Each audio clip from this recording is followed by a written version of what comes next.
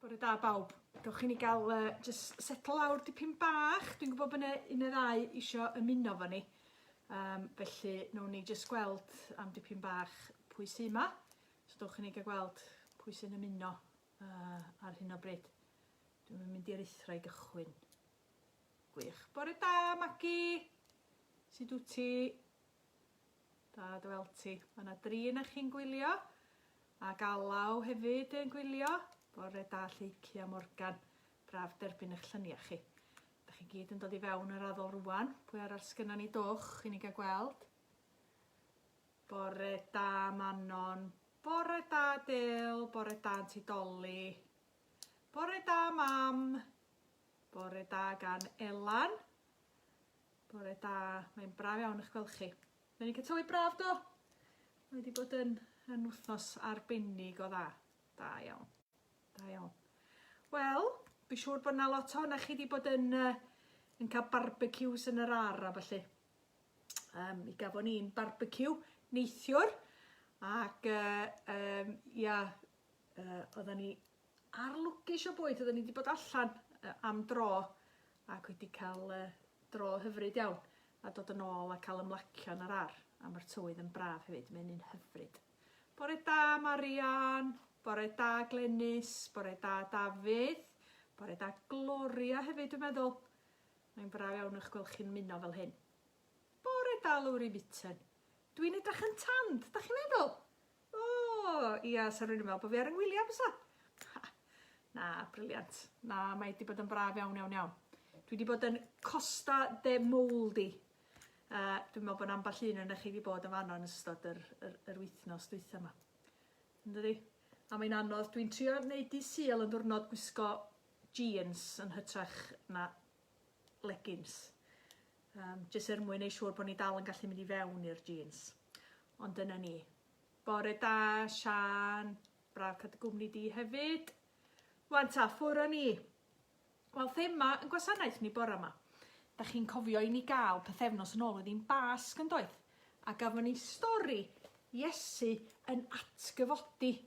Ac wedyn wsos dwytha, da ni'n gweld bod Iesu yn cerdded yn ddiarwybod efo Cleopas a'i ffrind yr holl ffordd i Emmaus, oedd rwla tua 6 milltir a hanner i ffwrdd o Jerusalem. Wel, bore yma, da ni'n cael stori arbennig iawn. Da ni'n cael stori am Iesu ar lan y llyn, fel y mae'r pysgotwyr yn pysgota, y disgyblion, y pysgotwyr cynta yn pysgota. A dwi'n i'n bendana chi, ond dwi'n mynd ddynas bysgota, dwi'n trio cael bobl i bysgota mwyn i fi gael y pysgod. Ond dydy o'm yn gweithio'n aml iawn, achos dwi'n meddwl bod fi'n nabod lot o bysgotwyr da iawn. Achos, wel, rhyw gorfod agor tyn tiwna yn y diwedd ydyn ni, dipyn bach yn tu yma, ydy gwirtha chi. Ond, mae'r pysgotwyr yn ddigalon iawn ar y dechrau. Dyn nhw'n dal ddim byd. Ac yna, pan mae Iesu'n deithio nhw, triwch eto. Jyst triwch eto, bwrwch y chroeda ar yr ochr dde. A maen nhw'n cael y ffasiwn ddalfa. So gewn ni'r stori yna hefyd. A dyn ni'n gweld hefyd, dyn ni'n gweld yn y stori, bod Iesu yn darparu ar yn cyfar ni, ac fod Iesu gyda ni ym mhob dim. Cyn hynny, dwch i ni gael gweld eich lluniau chi. A dyma ni, diolch i chi am anfon eich lluniau ni. Mae gennym ni, lle da ni fama dwch.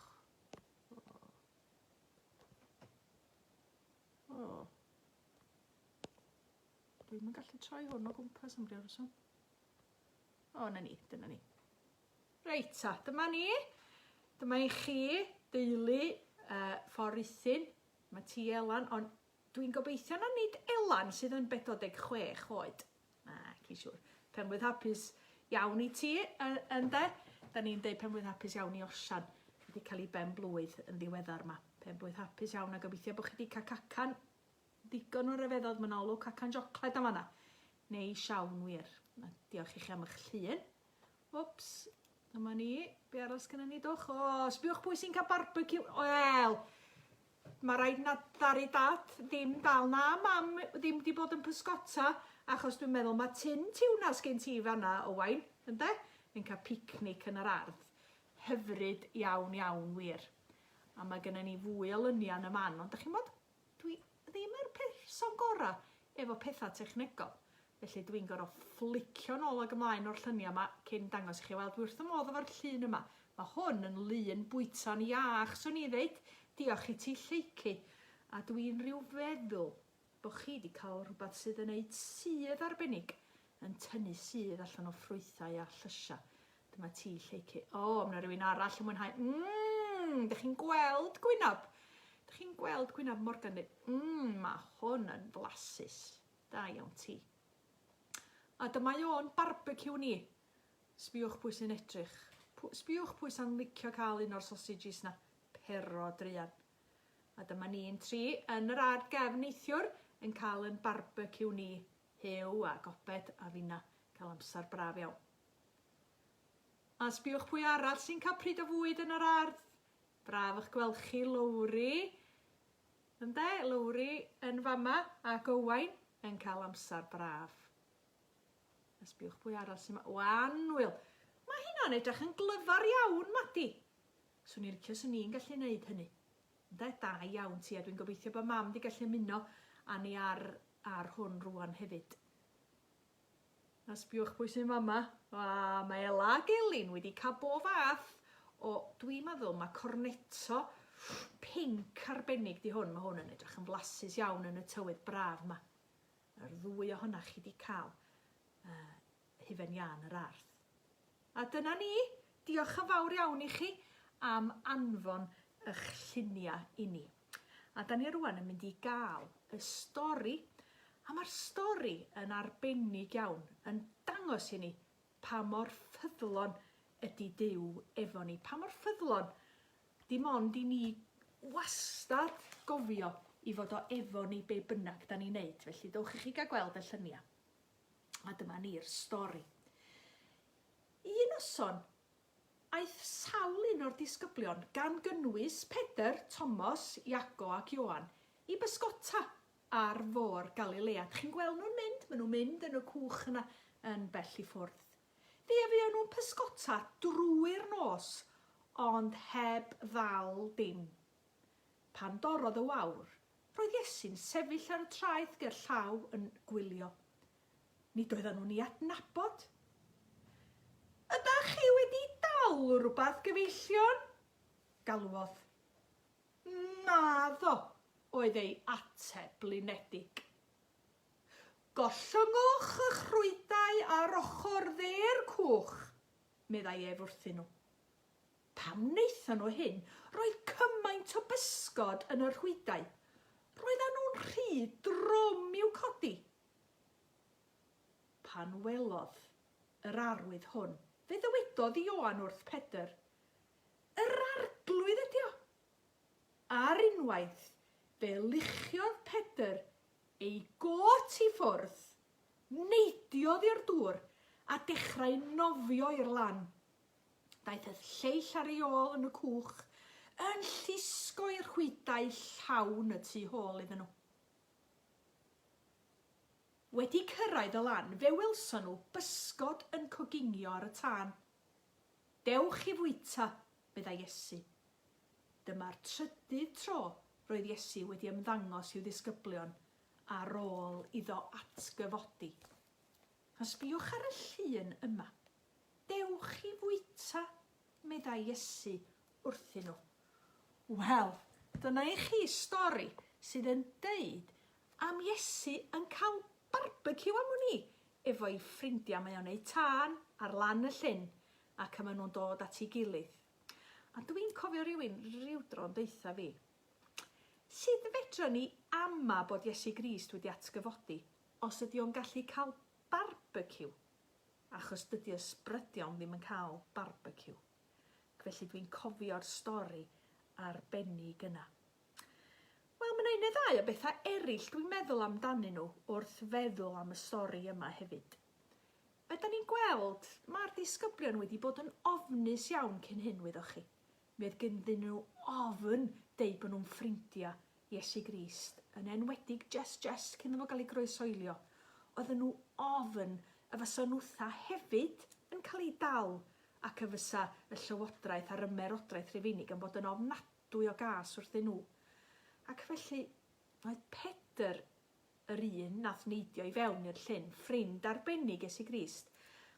Mi ddaru fo wneud rhywbeth ofnadwy chi. Nath o wadu bod o'n nabod Iesu Grist. Ond da ni'n gweld rwan, fel mae Pedr yn cael ail gyfla. Ac fel mae Iesu wedi maddan llwyr iddo fo, bod o wedi wadu fo a ddim wedi bod yn ffrind ffyddlon. Ac mae o'n dweud iddo fo, tyd ar yn ôl i, fel ddaru fo ddeud reit ar y cychwyn. Achos mae Iesu Grist wedi penderfynu mae'r pysgotwyr oedd eisio i fod yn ffrindiau arbennig iddo fo, i fod yn isgyblion iddo fo. Achos 3 mlynedd ynghynt, mae o wedi deithio nhw, dowch ar fôl i, a na i'ch gwneud chi yn bysgotwyr dynion. Rwan ta, mae gennym ni lot i ddysgu o'r stori arbennig yna. A mae gennym ni, da ni'n mynd i drio toc. Mae Hyw a fi'n mynd i drio canu fo chi, ond dwi dipyn bach yn nyrfys a deud y gwir. Felly gwn i weld sydd fe hynny'n mynd. Achos, wel, da ni wedi cael lot o bobl sy'n canu'n dda iawn ar yr Facebook Live ma'n ddiweddar yma. Ac mi fydd hi'n od iawn mod i'n gorau canu'ch mae chi. Mi drio ni beth bynnag. Ond bora yma, wrth feddwl bydd ni'n mynd i ganu, dyma fi'n gweld bod na ffrindiau ni wedi anfon hwn ar neges i ni. A sbiwch be mae'n dweud, crea galon lân yno i o Dduw, a rho ysbryd penderfynol i mi unwaith eto. Ac wrth feddwl am y stori yna, wrth feddwl am y disgyblion yn cael ail gyfla, a dwi'n meddwl hefyd amdana ni, a dwi'n meddwl fel y mae Duw yn deitha ni, os di be na'n gweitha'r ffaith dy fod ti'n neud camgymeriadau weithiau. Ydw isio reid ail gyfle i ti, a dwi eisiau dy galon di fod yn lân.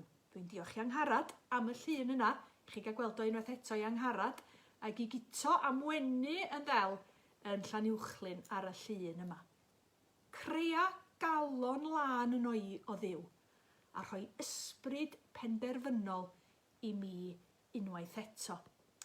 A da ni'n mynd i ganu'r gan yma ar ôl i ni gael gair bach o weddi.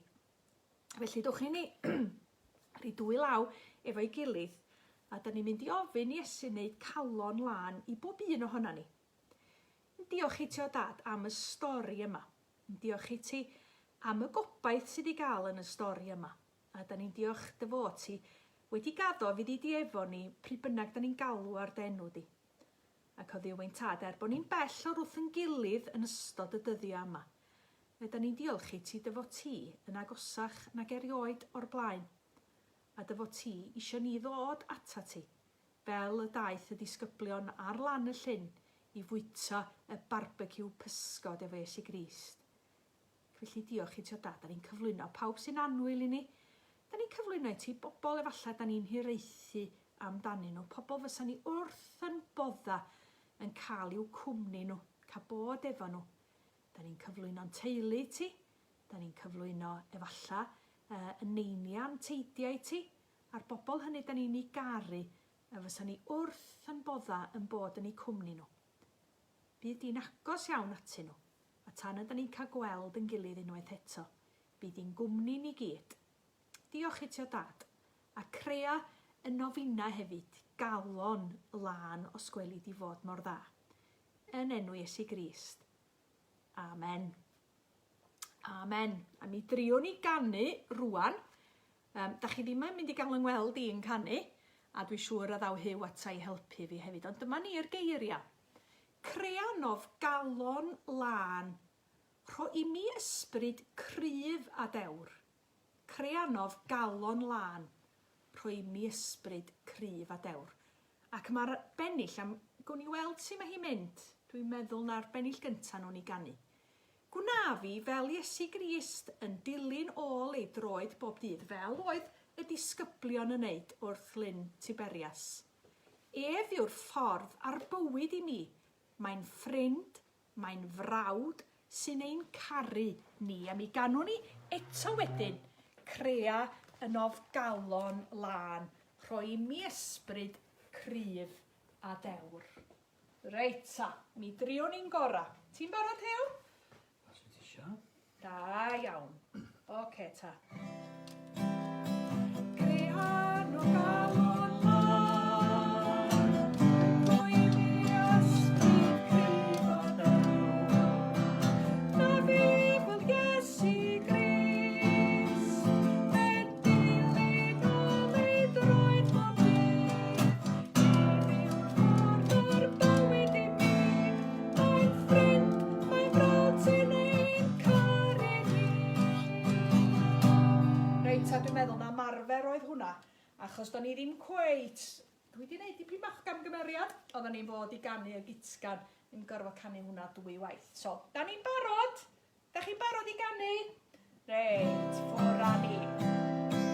Crean o galon lan, rhoi mi ysbryd cryf o Dduw.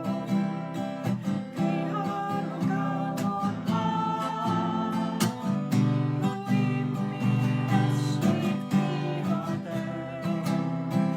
Na fi fel Iesu Grist, dilyn o leidroed bob dydd.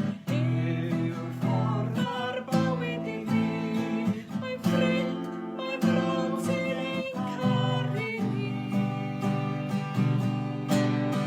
Crean o galon lan, rhoi mi ysbryd cryf o Dduw. Crean o galon lan, rhoi mi ysbryd cryf o Dduw. Wei, da iawn. Dwi'n gobeithio bod chi wedi canu well na nes i, beth bynnag. Wan ta, mae'n braf iawn cael eich cwmni chi, cofiwch. Ag yda ni yn dymuno wythnos braf i chi. Da ni'n dymuno y fyddwch chitha hefyd yn cael amser i ymlacio, fyddwch chi'n cael amser i wneud pethau hynny. Falla, na da ni'n cael wneud fel arfer chi. Ond y pethau hynny sy'n dod â ni yn nes at ein gilydd ac hefyd yn dod â ni nes at Dduw. Felly, diolch i chi. Crea yn of galon lan, rhoi mi ysbryd cryf a dewr. A da ni'n gofyn hyn i gyd yn enw Iesu Grist. Amen. Hwyl fawr i chi, hwyl fawr blant, hwyl fawr oedolion. Braf cael eich cwmni chi.